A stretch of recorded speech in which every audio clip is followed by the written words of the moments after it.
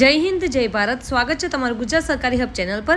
CSE ID મેળવવા માટે સૌથી જરૂરી TECનું સર્ટિફિકેટ તમારે કેવી રીતે બનાવવું, અરજી કેવી રીતે કરવી તે આપણે આજના આ વિડીયોમાં જાણીશું. સૌપ્રથમ તમારે ગૂગલમાં જઈને TEC સર્ટિફિકેટ રજિસ્ટ્રેશન ટાઈપ કરશો એટલે આ રીતની વેબસાઇટ આવી જશે. અહીંયા તમારે લોગિન વિથ અસ ઉપર ક્લિક કરવાનું છે એટલે આ રીતનું આપણી સામે પોર્ટલ ઓપન થઈ જશે. અહીંયા આપણે જે રજિસ્ટ્રેશન લખેલું છે ત્યાં ક્લિક કરીશું. ત્યાં ક્લિક કરશું એટલે આપણી સામે રજિસ્ટ્રેશન ફોર્મ ઓપન થઈ જશે. અહીંયા જણાવે છે કે આધાર કાર્ડ તમારું અપડેટ હોવું જરૂરી છે. પોપઅપને ગમે ત્યાં તમે અહીંયા ટિક કરશો એટલે આ રીતનું પેજ આવી જશે. હવે તમારે તમારું જે આઈડી પ્રૂફ હોય જેમ કે આધાર કાર્ડ છે, પેન કાર્ડ છે, તે મુજબ તમારું નામ, મોબાઈલ નંબર, ફાધર અથવા મધરનું name, email ID, state select કરવાનું છે, ડિસ્ટ્રિક્ટ સિલેક્ટ કરવાનું છે. આઈડી પ્રૂફ અહીંયા તમારે અપલોડ કરવાનું રહેશે. તમારું જે પણ સ્ટુડન્ટ ફોટો છે તેનો ફોટો અપલોડ કરવાનો રહેશે. એડ્રેસ અહીંયા ફિલઅપ કરવાનું રહેશે. ત્યારબાદ તમારે ટીક બોક્સ ઉપર ટિક કરીને સબમિટ કરવાનું રહેશે. અહીંયા સબમિટ કરશો એટલે તમે ડાયરેક્ટ અહીંયા પેમેન્ટના ઓપ્શન ઉપર આવી જશો. CSE ID તમને બિલકુલ ફ્રીમાં મળે છે, પરંતુ TECનું જે સર્ટિફિકેટ છે તેને તમારે 1500 રૂપિયા જેવી અહીંયા સમથિંગ 1479 કે 80 રૂપિયા તમારે અહીંયા ફીસ પે કરવાની રહેશે.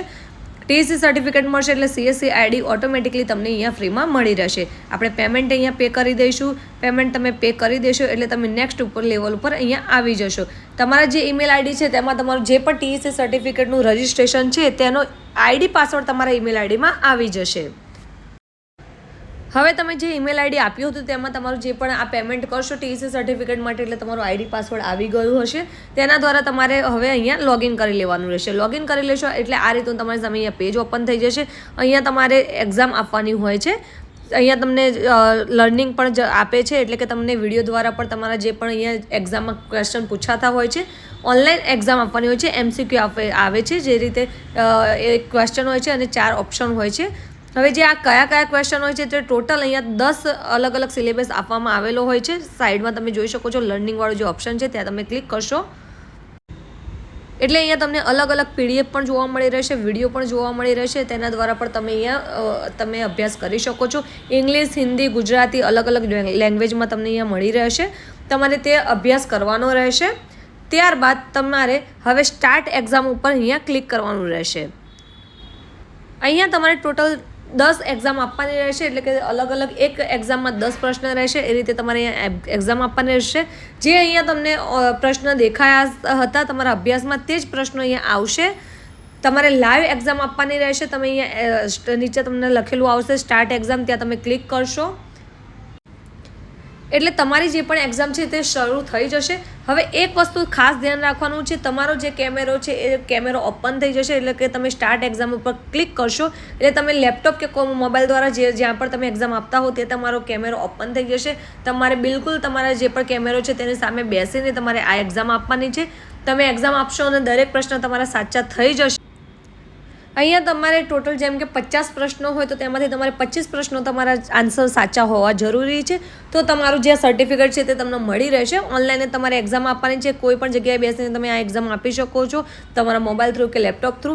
તમારે અહીંયા સ્ટાર્ટ એક્ઝામ ઉપર ક્લિક કરીને તમારે અલગ અલગ અહીંયા જે પણ છે ક્રાઇટેરિયા જેમ કે આ લોક તમને દેખાય છે. ફર્સ્ટ તમે અહીંયા એક્ઝામ કમ્પ્લીટ કરશો એટલે તમારું સેકન્ડવાળું જે લોક છે તે ઓપન થઈ જશે. ત્યાં તમારે ક્લિક કરીને ફરીથી એક્ઝામ આપવાની છે. એટલે આ રીતે તમારે જે રીતે 50 પ્રશ્નો હોય તો તેમાંથી 25 પ્રશ્નોના જવાબ તમારા સાચા હોવા જરૂરી છે. એટલે કે 50% તમારા આન્સરો સાચા હોવા જરૂરી છે. હવે આ રીતે તમે જે આ એક્ઝામો અહીંયા પૂરી કરશો એટલે ઇમિડિયેટલી તમને અહીંયા જે તમારું સર્ટિફિકેટ છે તે તમને સાઈડમાં ઓપ્શન જોવા મળી રહેશે ડાઉનલોડ સર્ટિફિકેટ. એટલે કે તમે જે આ TEC એક્ઝામ માટે રજિસ્ટ્રેશન કર્યું છે તો તમે 1 કલાકની અંદર આ સર્ટિફિકેટ મેળવી શકો છો. તમે જેવું તમે રજિસ્ટ્રેશન કરશો તરત જ તમે અહીંયા ક્વેશ્ચન જે છે તે તમે અહીંયા વાંચી લેશો અને તમે એક્ઝામ આપશો તરત જ તમારી પાસે આ સર્ટિફિકેટ આવી જશે. તમારો ફોટા અને સિગ્નેચર નામવાળું અહીંયા TEC સર્ટિફિકેટ ડાઉનલોડ ઉપર આપણે ક્લિક કરીશું એટલે આ રીતનું કંઈક તમારી સામે અહીંયા સર્ટિફિકેટ આવી જશે. આ TECનું સર્ટિફિકેટ હોય છે. આ સર્ટિફિકેટ હોય તો જ તમે તમારું CSE ID મેળવી શકો છો. CSE IDમાં તમારે કોઈ પણ જાતનું પેમેન્ટ કરવાનું રહેતું નથી. ફ્રોડ થવાથી તમારે બચવાનું છે.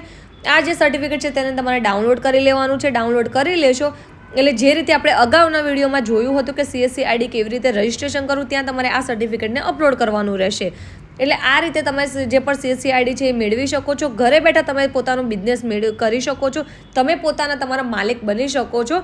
અને જે રીતે સાયબર કેફેમાં કામ થતું હોય છે એ રીતે દરેક કામ તમે કરી શકો છો. જો તમારે ઘરે બેઠા પોતાનું કામ શરૂ કરવું હોય તો આ એક બેસ્ટ ઓપ્શન છે.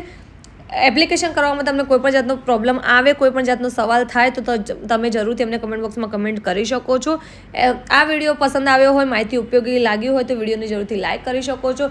અમારી ચેનલ ગુજરાત સરકારી હબ ઉપર નવા આવ્યા હોય તો ચેનલને જરૂરથી સબસ્ક્રાઇબ કરી લેજો. સાથે જ અમારા વોટ્સઅપ ગ્રુપમાં જોડાવા માટે બાયોમાં લિંક આપી છે, ત્યાંથી ક્લિક કરીને તમે અમારા વોટ્સઅપ ગ્રુપમાં પણ જોડાઈ શકો છો.